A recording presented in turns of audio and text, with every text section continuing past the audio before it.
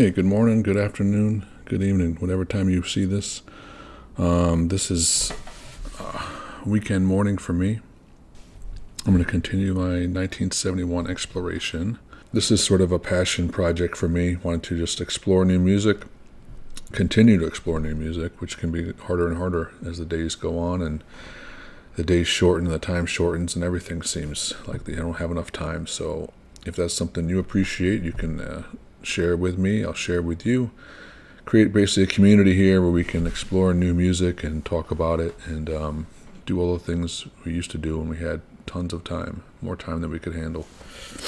So on the whole, I'm going to listen to the music. I'm going to listen to it from the beginning until the end and give my overall feelings and just enjoy it with you. So I picked out a few tunes basically just to give an overall feel for some of the diversity of that year.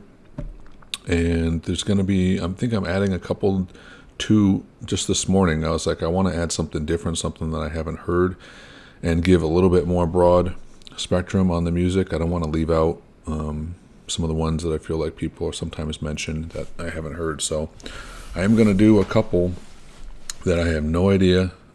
Usually I go and sort of listen to the pieces a little bit just to get an idea of whether it's going to be one that's going to be something I think that stands out a little bit for that album. And I just listen to little snippets, so it's kind of just a random, reach in the water and try and grab a fish type of deal, if I get lucky. But I want to listen to a couple others, so there's going to be like 4 or 5 tunes. So anyway, without further ado, let's hear some of that music. So 1971, progressive rock. We know it's a big year, and we know progressive rock is on the rise, is burgeoning, is flowering, is blossoming.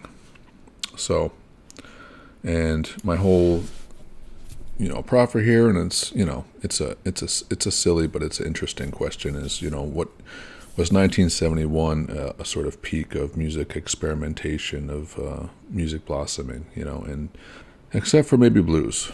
I don't know. I feel like blues had already peaked a little bit and needed to was a little bit of a valley. But still some great stuff, obviously. So go back and listen to those if you're interested. But if you're just finding this one, let's get going. So what should we start off with? I'm going to start off with one that's a favorite of mine. And although this album is not one that I've heard a ton of times. So anyway, I'm just going to give the song title and just give the players and the names and stuff like that, and we'll go into all the a little bit of discussion afterwards. I may pause it a little bit. So we're going to start off with Gong. This is all from 1971. So their 1971 output. And this one was Camembert Electrique, and this particular song was written by Christian Trish on bass guitar and David Allen. And this one's called Tried So Hard. Here we go.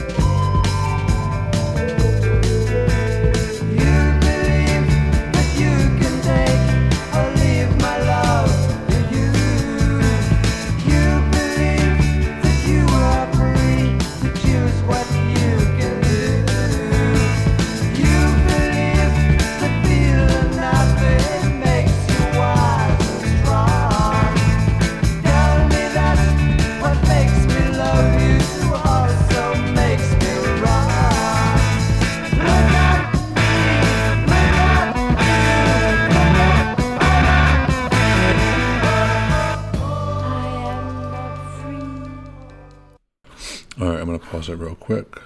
Yeah, I'm just going to bring up I forgot to mention the rest of the band. So it was David Allen on guitars, Christian Trish on bass guitar, Gilly Smith on voice, Pip Pyle on drums, which I love his drumming on this. It's so kind of like jarring, but it's just it's driving it like crazy. And Didier Malherbe on saxophone and flute. So we started to hear the flute on that coming back into sort of more pastoral sounds off of the demon, David Allen's demon voice. Yeah, it's gone into like 4 different changes so far. The first one I love, it's just very melodic, very peaceful sounding. And then it goes into his just very demonic. And then a little bit ramps that up a little bit, and then back into this sort of flowing, sounds like with the flutes. And now we're going to get into Gilly Smith's little interlude, and I'm going to back it up a little bit. And let's continue this. Tried so hard. So far, this is a standout track. I feel like this album is a little up and down for me. It's got a lot of the spacey stuff on there, which I like, but I also like their compositions. Some of their a little bit more traditional, but they always, weird it up a little bit. So here we go.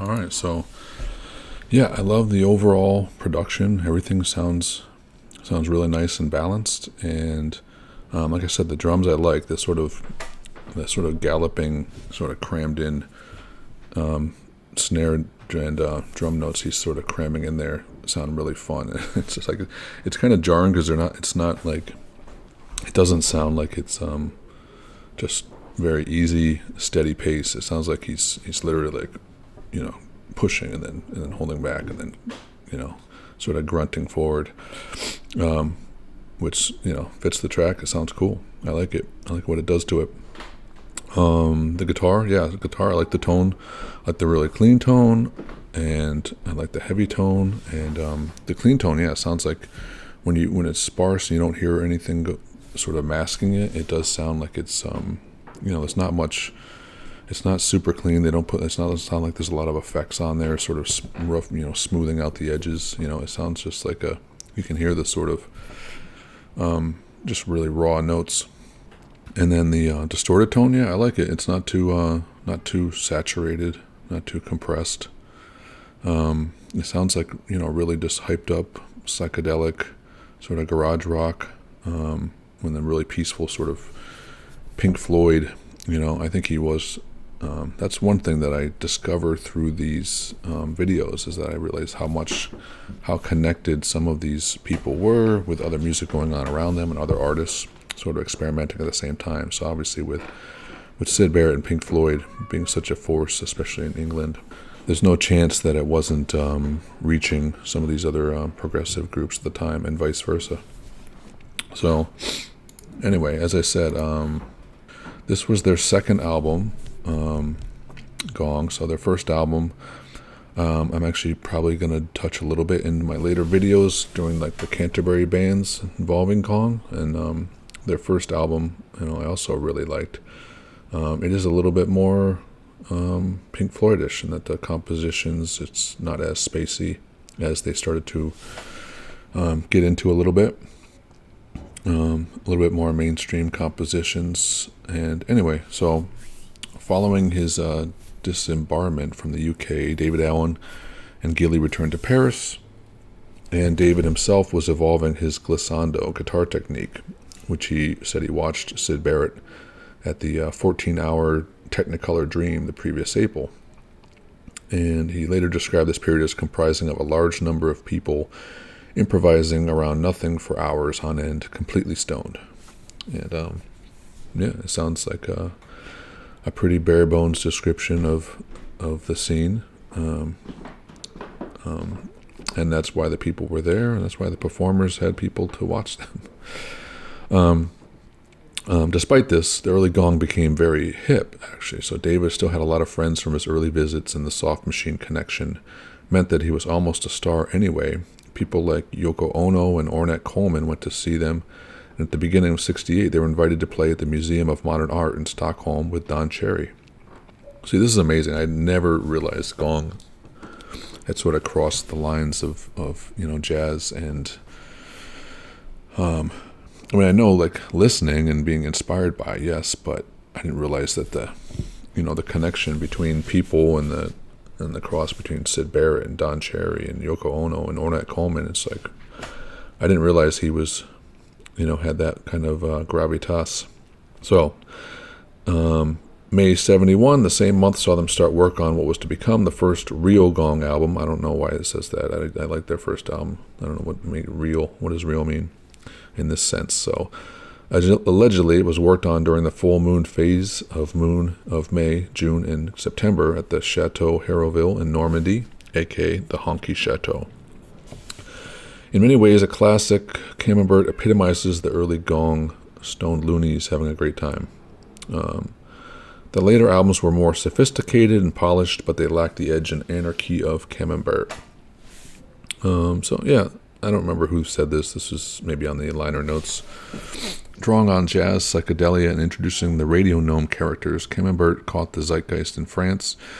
When it was released in 1971, he said, "We talked quite seriously about there being a planet called Gong, but in fact it doesn't really have a physical presence.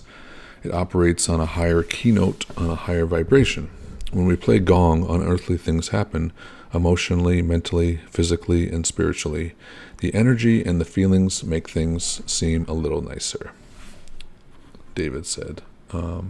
So yeah, apparently they lived communally and recorded the albums Magic Brother, Banana Moon, and Camembert Electrique. So in those early periods, in the first couple years, they were really, sounds like, technically together all the time, just molding each other, learning, recording, experimenting, and all that stuff, which is, what a lot of us always thought a band, that's how a band was formed, created, evolved, more or less.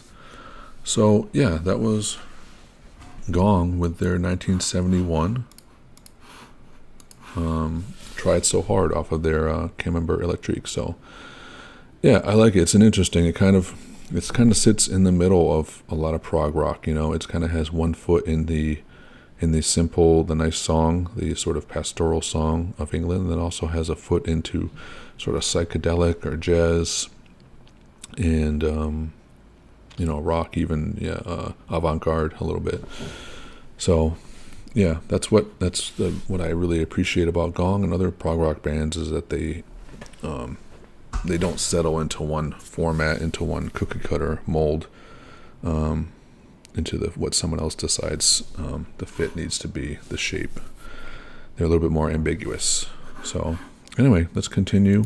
If you appreciate hearing new music, there's going to be some there in there for everybody to explore a little bit, just like I did. So, and it's worthwhile, So please don't just jump and listen to the well trodden songs that we all do, and embrace them again, which is great. We can all listen to the stuff that's, stands the test of time. But let's shine a light to some of the ones that put in so much effort, so much musical ability, and maybe didn't get the immediate credit or longevity that other groups did. So that's what we're here to do. So anyway, I appreciate y'all coming here. Please, any comments would be love to hear them. Love to hear your opinions on other groups, on these groups, if you heard them, stuff you heard recently that you didn't know, any stories, of your how you approached this genre, or that time of music. So again, appreciate it. We'll see you on the next one, and have a great day. Take care. Bye-bye.